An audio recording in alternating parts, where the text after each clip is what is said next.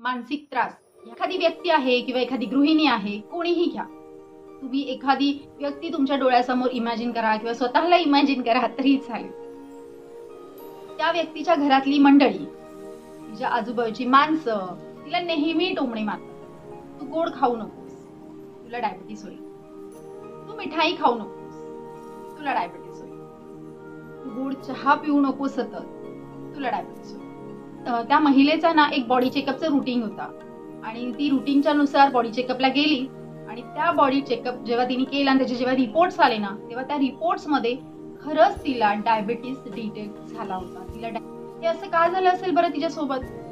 कारण तिने त्या समोरच्या व्यक्तीने तिला जे बोललेले शब्द होते ना, ते तिने आत्मसात करून घेतलेले होते. ती मानसिक दृष्ट्या इतकी त्रस्त झाली होती ना ह्या सगळ्याला, की ती समजायला लागलेली की मी खरंच एखादी डायबिटीस पेशंट आहे किंवा मला खरंच डायबिटीस झाला आहे, हे तिने स्वतःमध्ये असं आत्मसात करून घेतलं होतं. त्याच्यामुळे तिला तो आजार जो आहे तो झाला होता असं आपण म्हणू शकतो. म्हणून कोणतीही गोष्ट कोणीही आपल्याला जरी सांगितली की तू अशी आहे की तू तशी आहे की तुम्ही असे आहात, तर खरंच तुम्ही तसे आहात का, हा प्रश्न तुम्ही स्वतःला विचारा.